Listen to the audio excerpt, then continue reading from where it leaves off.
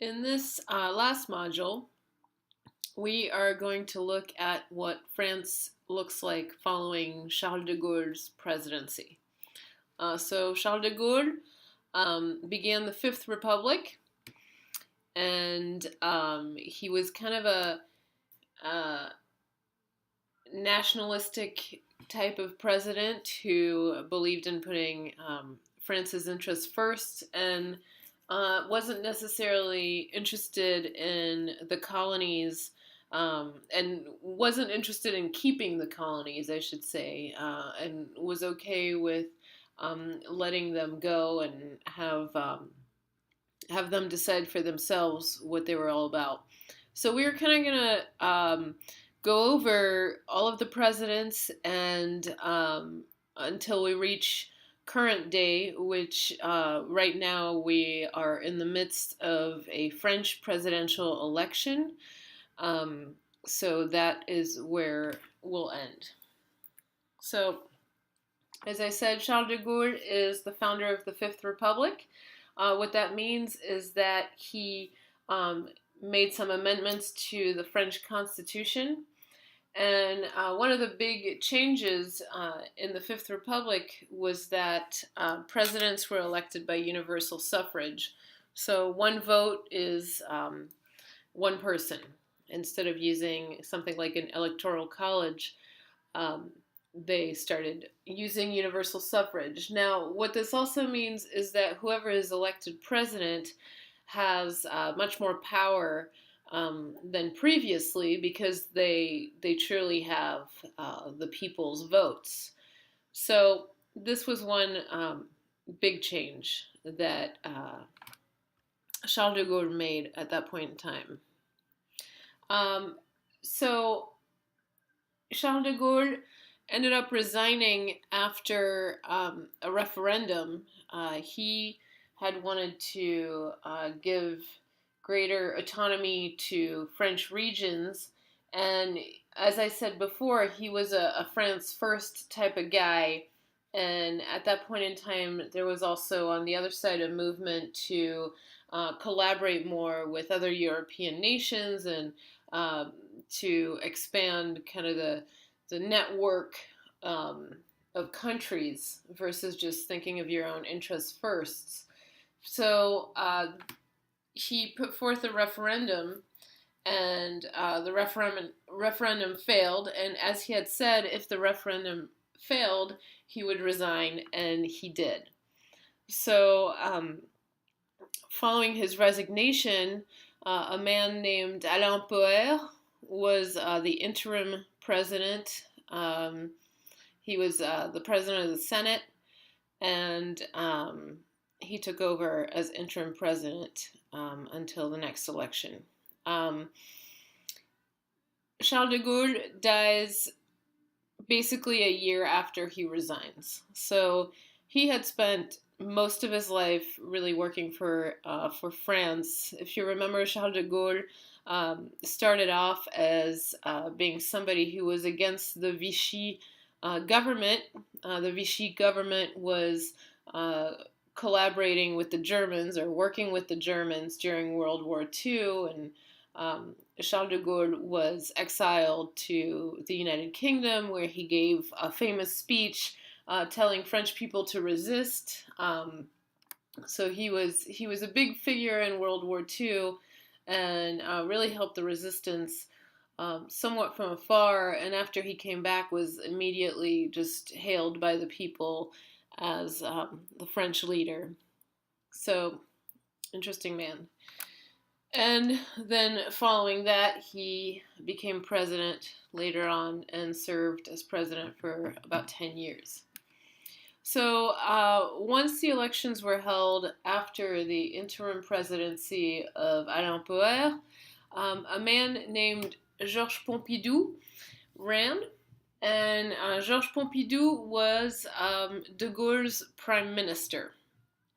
So in Charles de Gaulle's presidency, towards the end, we see May 1968, which you saw the video for, the students' revolt, which coincided also with the labor union problems, which led to some massive protests in France. Um, so, following all of that, we have Georges Pompidou, who presents himself as potential presidential candidate, and he's elected. And Georges Pompidou was the first president elected under universal suffrage in France. So he saw Africa as partners in trade, partners in politics. He wanted to treat them as he would any other country. Another thing that can be said about Georges Pompidou is that he was pro-modernization of France, and he actually began the TGV project. And the TGV is what's called le train à grande vitesse, and that is the high-speed rail that was initiated in France. So that began under Georges Pompidou, and he also began investing in aeronautical engineering. So the the project was called Ariane, and so he kind of began funding that, and he recognized the need to modernize France. And he also recognized the fact that the economy, the global economy, was moving towards more large-scale industry rather than mom and pop shops. So he did understand that this was the new way of the world, but at the same time, he still wanted to maintain artisanship and the support of small businesses. So that was basically Georges Pompidou. So Georges Pompidou also died in office, and interestingly enough, he had the same person succeed him. So Alain Poher, once again, was interim president. And one of the projects that Georges Pompidou started was this center. And if you've been to Paris, it's a very recognizable center. It's Georges Pompidou Center. And this was perhaps not, the modernization of Paris was not necessarily something that was welcomed by all. Paris is a beautiful classic city, but there are some very modern elements, and every time a modern element is added to Paris, the Parisians seem to be distraught about it. At least some part of Paris is distraught about it. Just like when the Eiffel Tower was erected, Parisians thought it was a monstrosity. Same thing with some other more modern buildings. Anytime Paris has changed, many people feel that it's not necessarily a change for the better. So that was Georges Pompidou, succeeded by Alain Poher.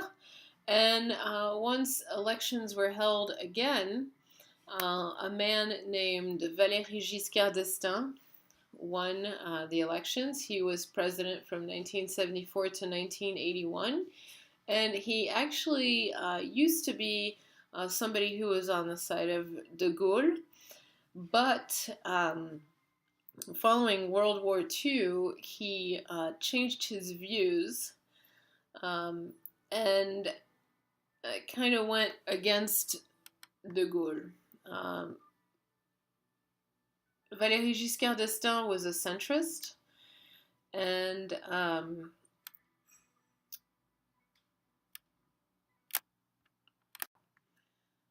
he didn't agree with de Gaulle's politics of putting France first. He believed in a European Union, and he is actually one of the writers of the Constitution of the European Union. So he definitely felt that governing required collaboration with others. So, as I said, he's a centrist, and at that point in time, which will come back later, but on the left we had a man named François Mitterrand, and on the right we had a man named Jacques Chirac. And on in the center you had Valéry Giscard d'Estaing. So Chirac, the man on the right, kind of saw it as a strategic move to encourage or to tacitly support Valéry Giscard d'Estaing as his presidency because he wanted to prevent Mitterrand, the man on the left, from being elected.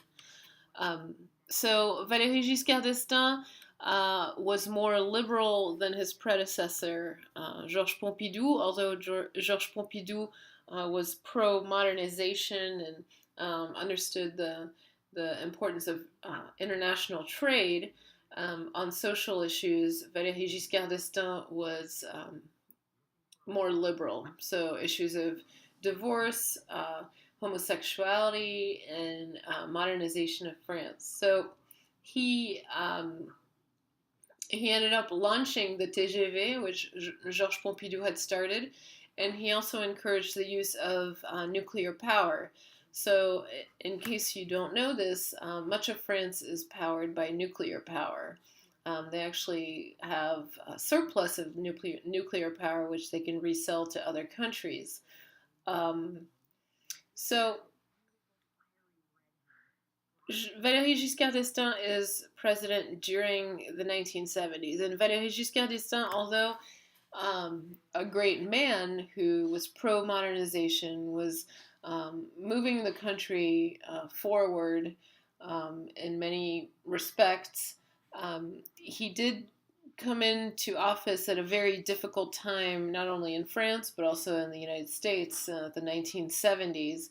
Where we have OPEC and we have difficulties um, with the availability of oil, which powers a great deal of things.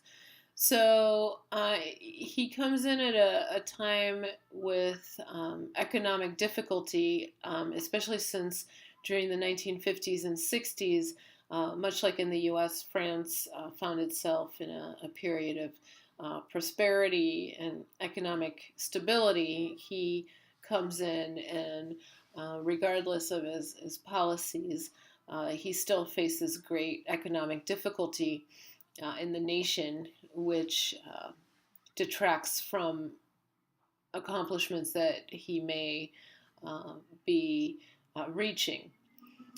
So, the other thing that should be said about Valéry Giscard d'Estaing is that he was accepted into the French Academy. So, the French Academy is basically the most prestigious organization in France. It kind of directs the direction. It decides on the direction of France in several matters: literature, language, sciences. It's the highest. It's one of the highest honors you can have in France, is to be part of the French Academy. So here you have a picture of members of the French Academy, and they have these very, very tailored suits that are made for them. And a very small number of French people can make it to the Academy. And there you see Valéry Giscard d'Estaing. In the larger picture, he's perhaps the more tan gentleman. And in the smaller picture, he's the one standing up.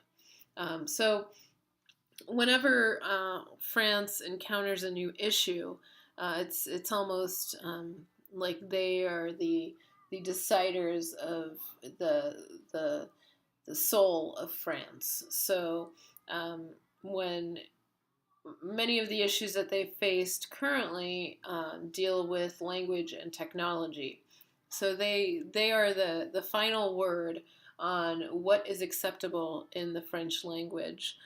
So For example, the word computer in French is ordinateur.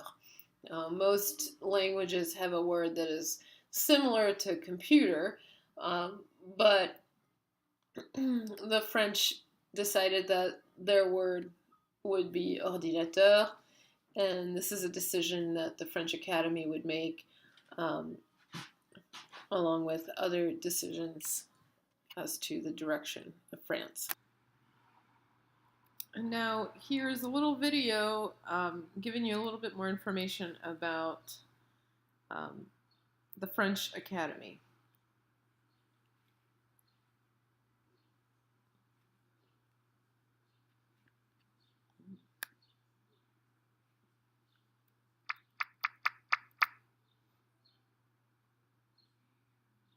The work of the Academy is to look after the French language, and as originally given, their remit, which came from Richelieu, of course, was to give firm rules to our language and to make it pure, eloquent, and capable of treating the arts and the sciences. The Academy is, in a sense, the final court of appeal in terms of language. I think that's how Richelieu thought of it. In the same way that there are final courts of appeal in other areas, the French Academy is the final court of appeal in as far as the language is concerned. It's a very French notion, of course. The idea in England or America that there would be an instance which would tell you how to speak is, I suppose, relatively comic to the English and to the Americans. In France, it's not comic at all, and it's the French have this admirable sense that the language is so important that if you have a body officially able to say what the language is, then this is a good thing. The Academy and the Institute are so prestigious in France that people are prepared to leave their domains and their riches to it. In the same way that in England people leave money to Oxford and Cambridge for the same reason, that Oxford and Cambridge are prestigious and are obviously doing a great work. In France, people might leave their money to the Institute and specifically to the Academy. And now it seems to me that the work of the Academy is certainly to protect the French language against random and erratic invasion by English, which is very dangerous, and of course the French are right to want to resist that. But at the same time, French will only remain a living language if it changes, if French writers in particular invent continually, borrow continually, but borrow intelligently the words that they need, and not only from English. French loses out as an international language to that second international English, which is Globish, which is English as it is spoken by Finns and Japanese and so on. And I'm not honestly sure what the role of the Académie Française should be in that situation. Personally, this is just me saying what I think. Personally, the whole business of rivalry between the English language and the French language leaves me cold. I don't really respond very happily to the idea that there's a kind of rivalry between the two languages that I most love. I don't see why that it's very important that one language should be a more international language than the other. In a sense, who cares? You know, it's not the international impact of a language that really matters. It's the life of the language. French is a great language and will remain a great language by producing great writers who are continually recreating it, continually renewing it from generation to generation. So I think he makes some really important points. Um, Number one is that there is the sense that France and the French language are um, somewhat afraid of the English invasion. So, like I mentioned before, the French word for computer is the word that resembles nothing. It looks nothing like computer. Much like the word for email is courriel, which is courrier électronique, which is literally in French electronic mail. But most people will use the word mail or email instead of courriel, but the official word is courriel. So the French Academy is worried about this persistent invasion from English because English is the language of science. English is the language of um, technology, and those industries are extremely important in this day and age. And English is the dominant language of the world as of now. France and French has been the dominant, has been a necessary language for diplomacy in the past. And still now, it's considered one of the more political languages. So that's one point, is the invasion of English into French and losing the purity of the French language and losing its Latin roots to Germanic or even English roots. The other thing is that France does need to stay a language that is alive. So examples of languages that are no longer alive are Latin and classical Greek. And those are languages where languages die when languages no longer evolve. So the French Academy needs to balance the life of the French language with the needs of the people speaking it and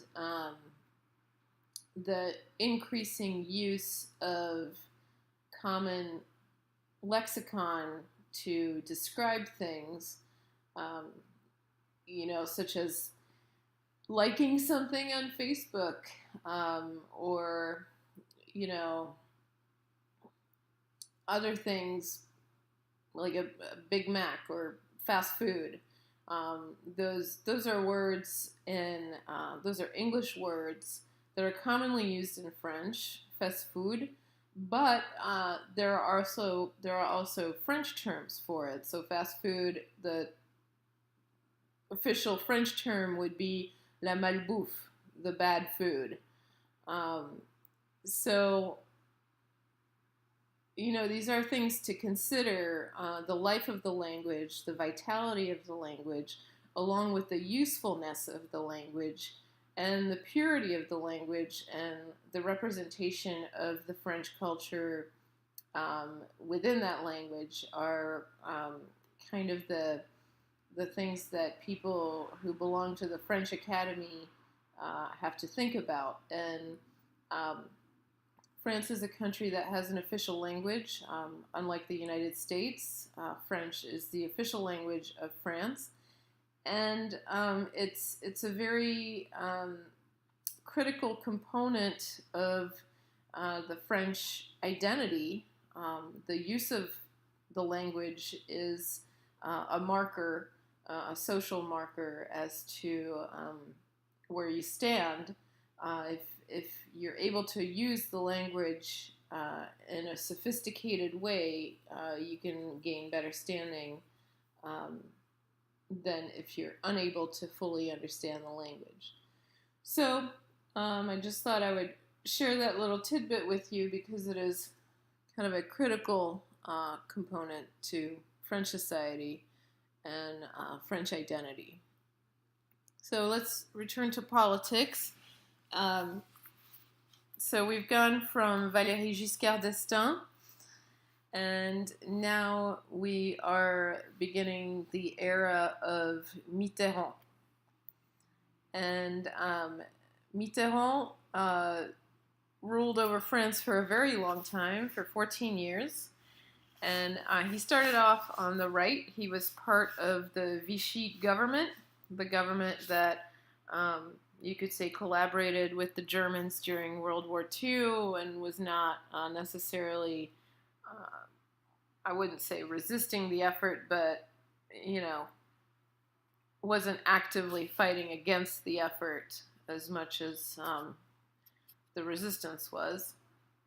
But François Mitterrand was taken prisoner during World War II, and during his period as a hostage or as a prisoner, he started changing his views on being part of that government, and he started leaning more to the left than to the right. And when François Mitterrand decided to make a go of it for the presidency, he found himself having two groups of supporters. One was the socialist group, and the other was the communist group. Now, as Americans, that might sound somewhat strange, but both these groups basically represented anti-capitalistic factions. So they were anti-capitalism. That's what they had in common. And when we talk about socialism and communism, it's maybe not in the classical way that you would think of those things, where you imagine people marching and waiting in line for bread and all that type of thing. It's more of an egalitarian society, and a society where government takes care of their people. You pay higher taxes, but in return, the government promises to take care of the infrastructure, take care of the sick, take care of the elderly, and provide something for all. So nobody is it's not, you're never going to be very rich, but you're never going to be completely poor. So it's kind of reducing everybody to the middle class and having tighter boundaries on what it means to be rich or poor. So those are kind of the ideas of socialism and communism in that context. So François Mitterrand was kind of expecting, he had great enthusiasm from these groups during his campaign, and he was kind of hoping that enthusiasm would carry over once he was elected president. But unfortunately, he kind of ran into the realities of being president, which is that during campaigns, people are extremely enthusiastic, but after campaigns, things kind of taper off, and there's less enthusiasm and less of a desire to revolt against the system, and less of a desire to do something about things. So he was disappointed in that regards. And so what he did is he tried to find a way to, he wanted to know where was the energy of the French people, where could he find energy. He wanted energy. And where he found it was in the anti-racism movement. So, as you know, large population of immigrants into France, many of them from North Africa, where France had colonies, and in French they're called beurre, and he found his energy in this area.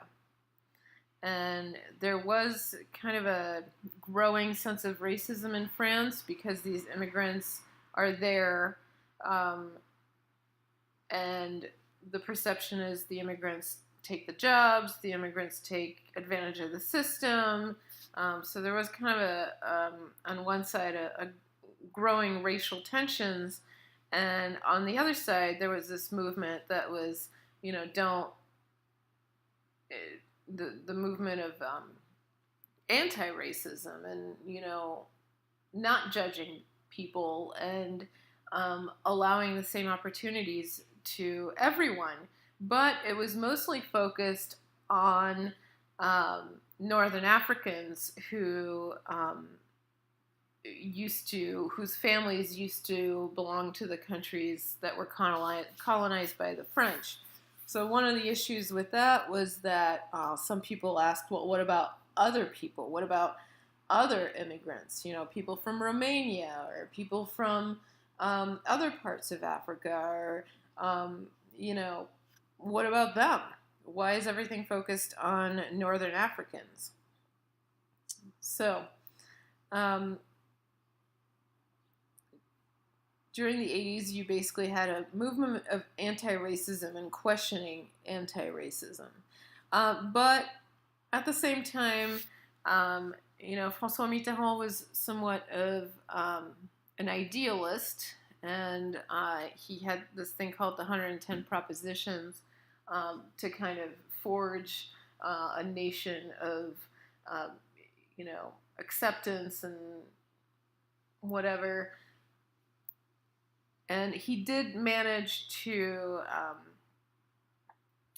abolish the death penalty, to abolish penalties against homosexuality, and increase the freedom of the press.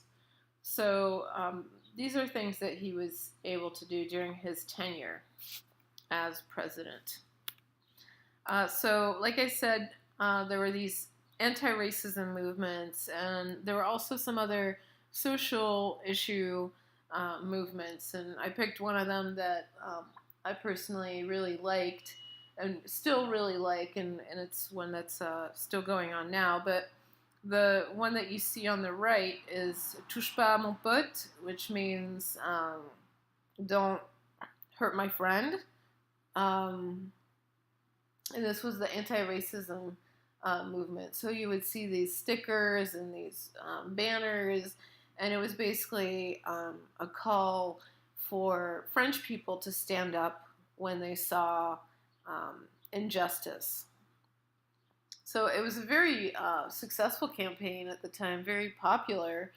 And the other one is Les Restaurants du Cœur. And it was started by a French comic called Coluche. And it aimed to help the homeless and the hungry. So what it would do is restaurants, grocery stores have large amounts of food that's unused at the end of the day, and that's just going to go to waste. So it took that food and it would provide meals to the hungry. And it was kind of a system of no questions asked. And it became a pretty big movement in the 80s. And the 80s was also a time of Farm Aid and Band Aid, and these large concerts. Like maybe the way you would have a concert with several artists, it wasn't like a festival where you would have a whole weekend, but you would just have one night. So imagine one night where 3 or 5 bands would play together in a large venue, and the proceeds would go to helping fund this charity. So he gained quite a bit of success with that, and this is actually something that is still in place today in France. And so let's say if you're a university student and you don't have a lot of money and you're hungry, you could get a meal from Les Restos du Cœur just like a homeless person could. So it's not really something where you have to qualify for it, but you can go get a hot meal And the point is to use food that would have otherwise not have been used. So this was kind of things that were going on in the 80s. So um, a lot of thought into society and the basic rights of people. So following Mitterrand, we have Jacques Chirac, who is a complete departure from François Mitterrand, and he is on the right, and he starts in 1995 and goes on until 2007. And he was the former mayor of Paris, and he's, like I said, on the right, and he's a Gaullist, so kind of a conservative. But anyways, he starts his tenure, and right away something happens.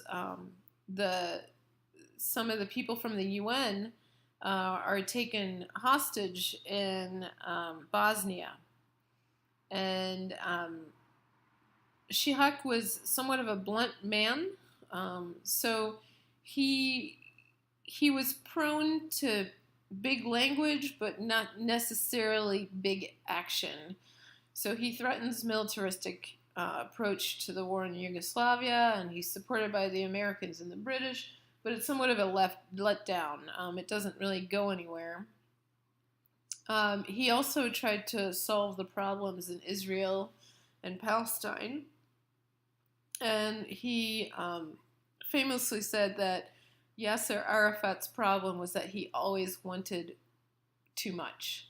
So Yasser Arafat would be in the meetings, and the meeting would reach a conclusion, and they would have somewhat of an agreement where all parties seem to be in agreement as to the next move, or the criteria, or the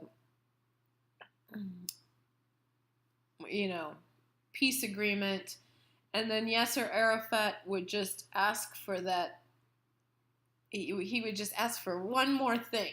There was always one more thing that he wanted. And so an agreement never could be reached because there was always an extra demand, which just would not be met. So that was his impression of the situation in the Middle East. So Jacques Chirac was somewhat of a heavy-handed person on foreign policy. He did have a prime minister who was supposed to take more of a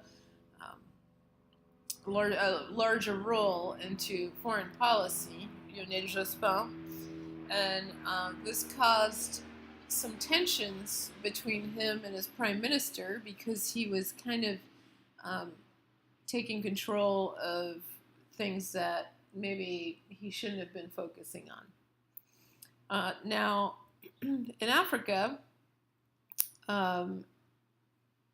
he took somewhat of a hands-off approach, so that if there was a government change in Africa or a regime change, and the regime change was basically a product of corruption, he did not see fit to declare his belief that that was a product of corruption. So he would just kind of let things be the way they were in Africa and not get involved. And if this is how their country works, and even though it's a corrupt system, well, then that's how their country works.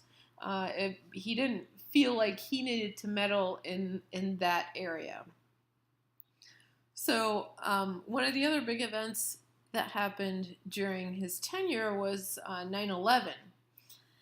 And at first, France has some very strong words. We're all New Yorkers, and we support the United States. We're behind you 100%. But France was much more hesitant to go to war in Afghanistan. At the time, the UN backed President Bush for the efforts in Afghanistan, and in that way, France was backing the U.S. because France was part of the UN. But the U.S. strategy in Afghanistan wasn't very clear, and the target changed from Afghanistan to Iraq. And France felt that if it supported the U.S. in going in Iraq, it would be a very bad situation for the French. So France doesn't want to get involved in Iraq because the UN hasn't concluded anything about weapons of mass destruction in Iraq. So the U.S. felt that France would somehow benefit by not having to go into Iraq and not supporting the U.S. And the U.S. at that point, George Bush was convinced that there were weapons of mass destruction in Iraq. And no evidence was found of that later on, really, but at the time, people weren't sure, and people were panicked because of the terrorist attacks. So France does what France would do, and France thinks about war and thinks about its history and the consequences of war and the consequences of participating in a war as well as the consequences of not participating in a war. And France does not want to participate in a war in Iraq. On the side of the French, you could find the Germans who agreed with the French about their policy on that war. However, on the other side, siding with the Americans, were the British and the Italians. So at the UN, France has a veto right, and France exercises its right to veto UN participation in the war.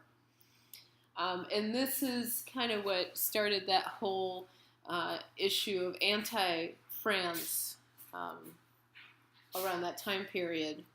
You might recall people boycotting French products, and also instead of calling them French fries, calling them freedom fries. Interesting side note, French fries are not actually French, they're Belgian. The French make fun of Belgians generously about their fries, but somehow the notion became that fries were a French product. But so anyways, so French fries became freedom fries. People were boycotting Evian and Perrier and other French products to show their support with the U.S. And in 2003, the U.S. bombs Iraq. So, of course, this is politics, and in politics, politicians need to keep working together. Otherwise, that is how wars start. So Bush and Chirac meet in June of 2003, and they agree to disagree. So they continue to work together, but they don't agree on the war. And this was something that Chirac would say and believed in, was that you can be friends, you can have an alliance, but that doesn't mean that you have to agree on everything. So that's kind of the motto that he followed. Okay, so now we move on to more current times. And Nicolas Sarkozy. Nicolas Sarkozy was president from 2007 to 2012. He lost the election in 2012 against François Hollande, who is the current president. So Nicolas Sarkozy is somewhat interesting. Um, he is strategic, um, and he believed that uh, one of the things that he should do to maintain his stature was to be in the press all the time. So he felt that he just needed to be omnipresent and at the forefront of people's minds. So every day there would be something about Nicolas Sarkozy. Um, he was he agreed with the Americans on some things. So he was very tough on immigration, and he was pro-police. So he definitely believed in giving the military and the police more power and kind of maintaining France's borders and maintaining the rule of law. He had this thing called la double peine, which is a double penalty that if you commit a crime, you're an immigrant, you're out, basically. And he liked the American model for employment, which means that he felt that it was better to be employed part-time and to have a lower unemployment rate than to be employed full-time and have job security but have a higher unemployment rate. So he kind of liked the American model where you just employ people part-time, they don't have any benefits, but at least they're employed. He also had this seemingly strange fascination with Scientology, and he had a well-publicized meeting with Tom Cruise, and they had found that he had had some reports on his computer from his younger days where he was looking up things about Scientology and was definitely interested in Scientology. He's a man who's been married 3 times, and his last wife is Carla Bruni, who is a singer. So, in a nutshell, that's Nicolas Sarkozy. And I should also mention that he felt that, although he was in the news constantly, he felt that that was, in a way, the way to influence public opinion. So instead, he felt that instead of responding to public opinion, he would shape public opinion by being in the news. So he was definitely driven by marketing and statistics, and was quite concerned about his public perception. And this brings us to the current president, François Hollande. And as you might guess, his name Hollande is actually Dutch origin. So they emigrated from Holland and they just kept the name Hollande. He wanted to be president from a very young age. He told his mother that he was going to be president. He went to college where he met his partner, Ségolène Royal, and she will be someone who's fairly influential as well. So during college, at first he tried to avoid military service by claiming bad eyesight, and they actually excused him from military service. Until relatively recently, military service was mandatory. And then he realized that if he wanted to be president, it would look really bad if he had skipped out on his military service. So he had to go back to the doctors, and now he had to prove that his eyesight was good enough for him to be in the military.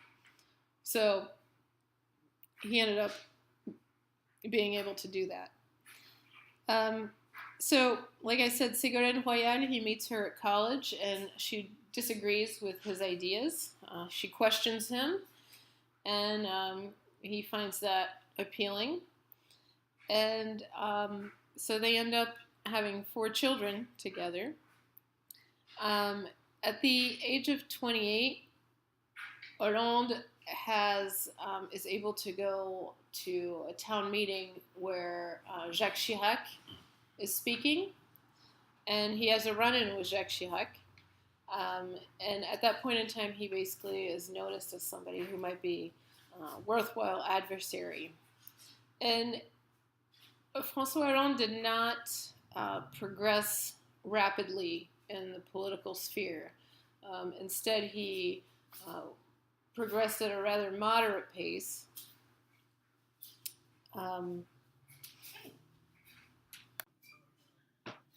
So let's talk about his partner, Ségolène Royal, for a minute.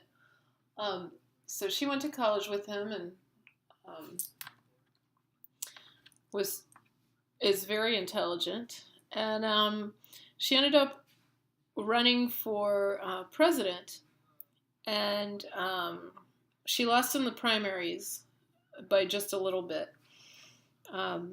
But so she ran for president before he ran for president.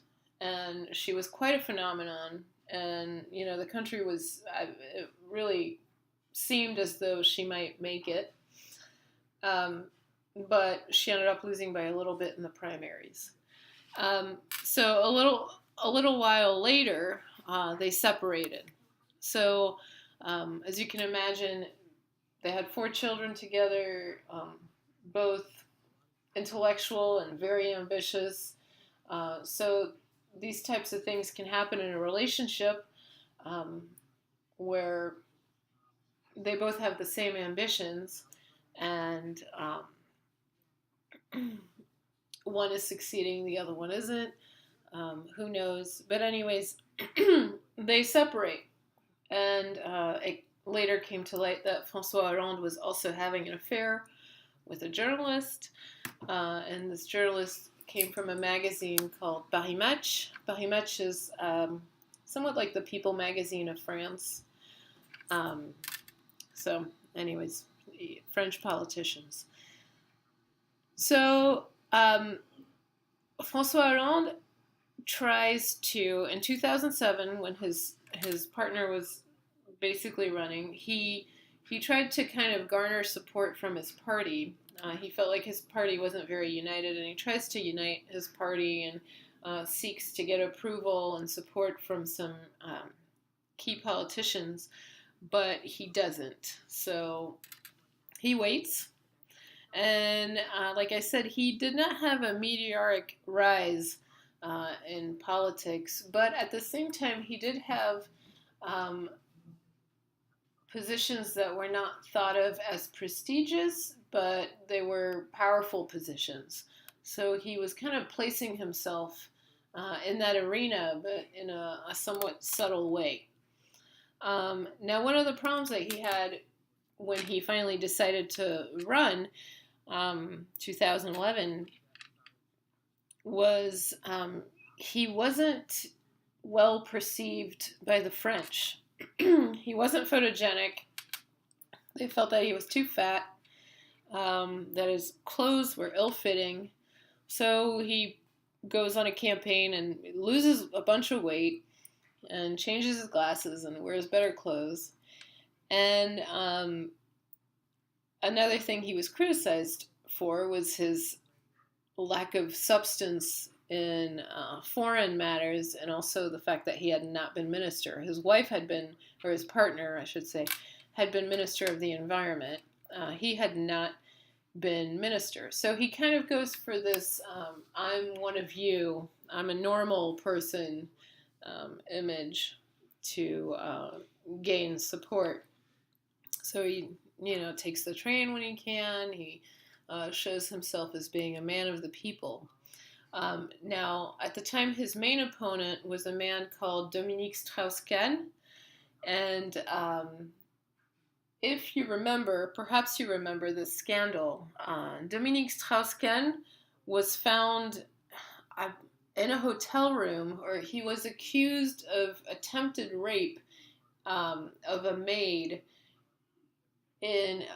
from a hotel in New York, I believe. I'm not completely sure. I remember that there was a scandal involving a maid and a hotel in New York, and he was basically arrested. So that put an end to Dominique Strauss-Kahn's bid for the presidency. So he was arrested for attempted rape, and this opens things up for François Hollande. Now, what does François Hollande believe in? He's a pragmatist. He considers himself a social democrat. So he believes in kind of a moderate approach, reforms through governance and good business sense. He's not somebody who's going to make sweeping reforms, but is more devil in the details type of guy. He's cautious on fiscal matters, and he believes in keeping dialogue open with others. He doesn't necessarily consider himself on the left or on the right. So kind of a hard person to pin down as far as what exactly he is for or against, which was one of the criticisms of him, is that he wasn't strong on substance. And another criticism is that his interests lie in the politics themselves, not so much in the issues, but more just in the political game. So he hasn't quite been able to do what he wanted to do, perhaps because of this lack of strong stance on one thing or another. And some people question whether this is due to the circumstances in this modern political era, or if it's due to the fact that he really wasn't up for the task, that the substance wasn't there for him. So, also just to note, as a fun little fact, he didn't stay with the journalist. He was with her for a while, but then he ended up having an affair with an actress, a younger actress, and perhaps you don't remember, but he was caught sneaking rendezvous with her on a moped. That's how he decided to go incognito, was to ride a moped around Paris. So that was one of his political gaffes that was just displayed all over the newspapers. Okay, so François Hollande could run again, but he has decided not to run again. And this brings us to the current French presidential elections, which are being hotly debated, especially given the global temperature. So, as you know, England has decided to no longer be part of the European Union, and that is one of the things that is on the table for France. The question is, is there a reason to have a Europe, or is this beneficial to France? France is one of the largest countries in Europe, if not the largest. And France is carrying a lot of the weight for Europe. So France needs to ask itself, do we stay in the European Union? Is there a benefit to having this collaboration with other countries? Or should we follow suit with England and leave the European Union? And if France leaves the European Union, this could have major consequences for the European Union, since two of its biggest countries will have left, and that will make things very difficult for the remaining nations.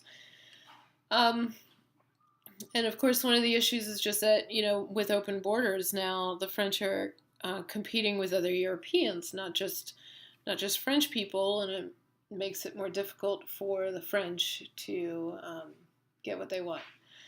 So, The other one of the other pressing issues, which is in the news constantly, is the issue of immigration in France. This has been um, a hot button issue in France for decades. Um, as we've talked about, um, the colonization, um, and then the independence of the colonies, and um, the need for France to attract more workers following World War II, the rebuilding of France, um, and then the fact that they were never fully welcomed into France because the idea of France first is a basic tenet of French society, is that you are French first, not your religion's not first, your culture's not first, France is first. So we have this problem with immigration where a lot of people feel that they're feeding off the system and they're not adapting or assimilating into society properly, and they're taking jobs and draining government money, just profiting basically.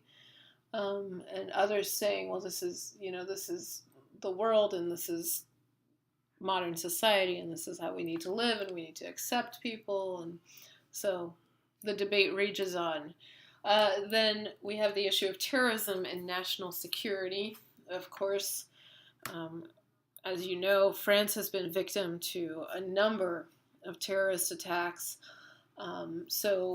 which is, or in the minds of the French, is linked to the immigration issue. Those two issues are paired together as often as one, where many believe that if the immigration issue is solved, the terrorism issue will be solved as well.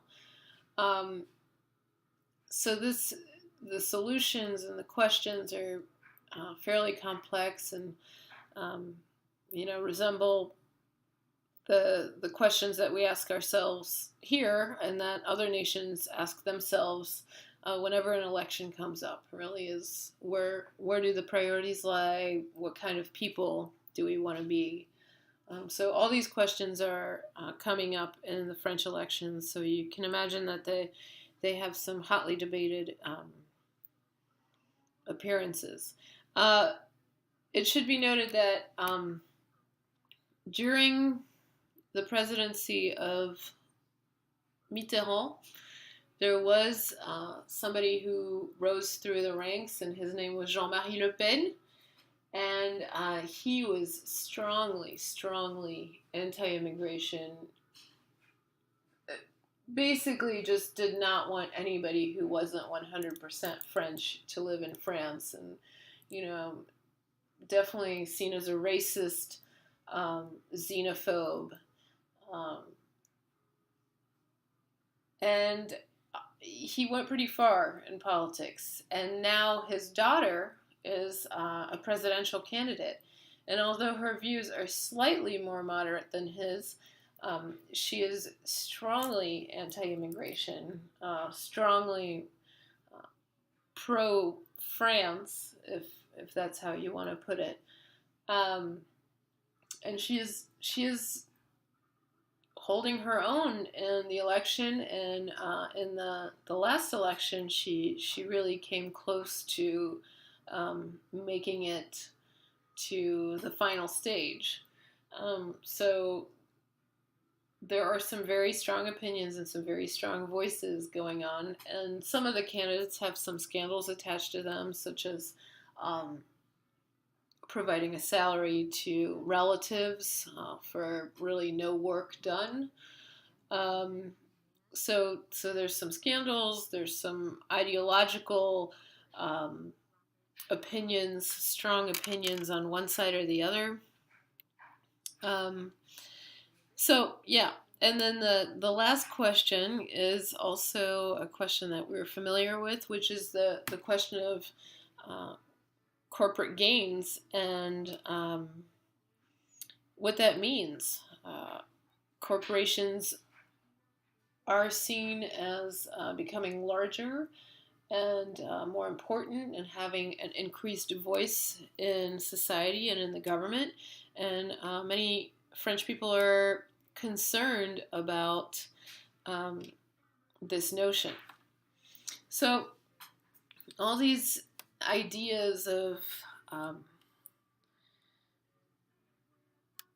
what it means to be French, um, who is French, um, is there a particular religion that defines you as more French than another religion? Is a corporation something that should uh, really be given support? Um, how important is national security versus privacy versus just liberty and freedom?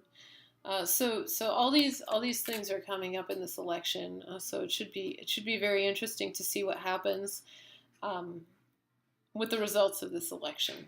So something to think about as we see what France will do in the future. All right, thank you.